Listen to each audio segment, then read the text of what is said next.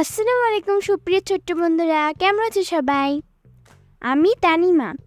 আজকে আমি একটি নতুন গল্প পড়ে তোমাদের শোনাব। গল্পের নাম ঘড়িটা আমার। তোমরা কি গল্পটি শুনতে আগ্রহী? তাহলে চলো শুরু করা যাক।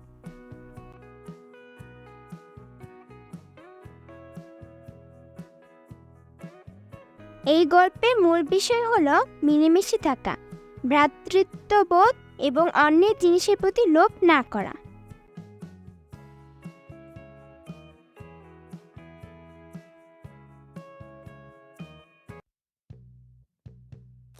ঘড়িটা আমার।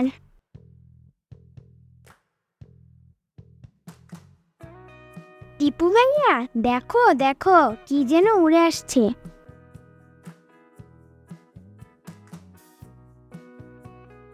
হ্যাঁ তাই তো। আরে এটা তো ঘড়ি।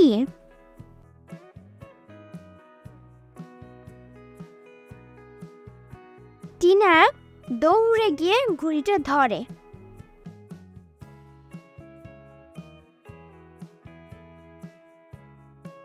তারপর মজা করে ঘুড়ি ওড়াতে থাকে।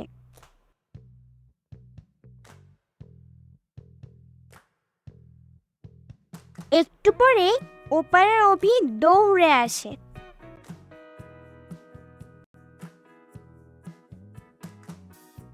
বলে, এই ঘড়িটা আমার, আমাদের মাঠে উড়াচ্ছিলাম।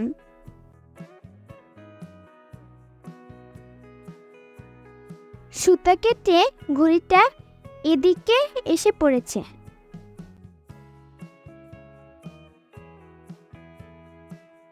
টিনা মন খারাপ করে বলে, না না, এই ঘড়িটা আমার, এটা আমি কুড়িয়ে পেয়েছি।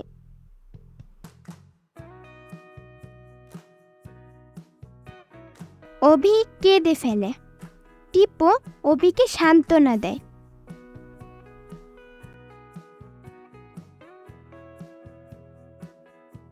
টিপু বলে, টিনা, অন্যের জিনিসের প্রতি লোভ করতে হয় না।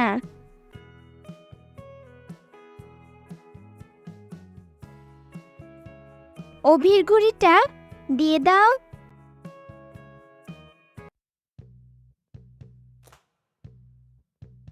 আমরা কাল স্কুল থেকে বাড়ি ফেরার সময় রঙিন কাগজ, নাটাই আর সুতা কিনে আনবো।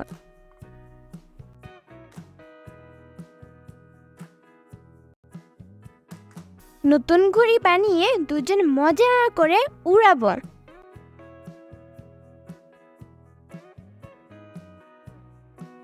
সত্যি? হ্যাঁ সত্যি।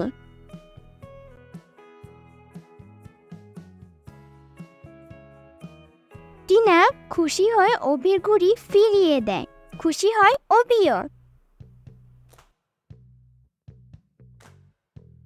তো বুঝলে তো ছোট্ট বন্ধুরা, কারোর জিনিসের উপর লোভ করা উচিত নয়। যার জিনিস তাকে ফেরত দেওয়াটাই ভালো, এবং ফেরত দেওয়াটাই হচ্ছে নৈতিকতা।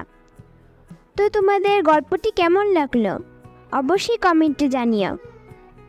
বিদায়, আবার দেখা হবে নতুন ভিডিও। আসসালামু আলাইকুম।